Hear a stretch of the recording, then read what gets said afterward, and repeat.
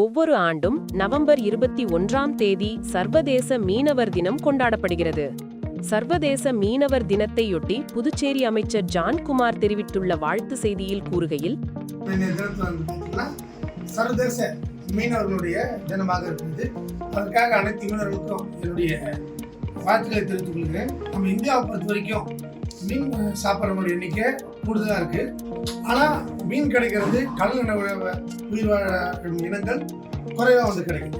So இதை நிவர்த்தி பண்ணோம்னா நம்ம பாரத பிரதமர் நரேந்திர மோடிஜி சொன்ன மாதிரி பழப்பாறைகளை வந்து இன்னும் நிறைய அதிகப்படுத்தணும். ஏற்கனவே நம்மளுடைய கவர்மெண்ட் வந்து பண்ணியிருக்குது, ஆனால் அது பத்தாது. பாண்டிச்சேரி பொறுத்த வரைக்கும் அதிகமான பழப்பாறைகளை வந்து செயற்கையாக உருவாக்கி ஆட்டோமேட்டிக்காக அதை வந்து மீனை வந்து அதில் ஸ்டே பண்ணிச்சுன்னா நம்ம ஆளுங்க வந்து பிடிச்சி ஈஸியாக இருக்கும். இப்போ போய் நாடு விட்டு நாடு போய் மீனை பிடிக்க வேண்டிய அவசியமே இல்லை. அதனால் நிறைய பெரும்பாலான மீனை வந்து பாதிக்கப்படுறாங்க.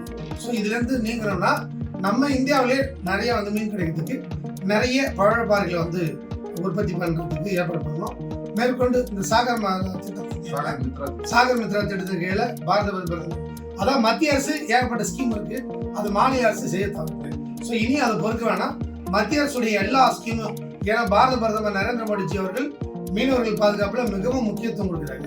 அவருக்கு மதிப்பு கொடுக்குற வகையில இவங்க அவருடைய அனைத்து திட்டங்களையும் நல்ல திட்டங்களையும் பாண்டிச்சேரி அரசாங்கம் செயல்படுத்த வேண்டும் என தெரிவிச்சு மீனவர்களுக்கு என்னுடைய இதயபூர்வமான வாழ்த்துக்களை தெரிவித்துக் கொள்கிறேன்.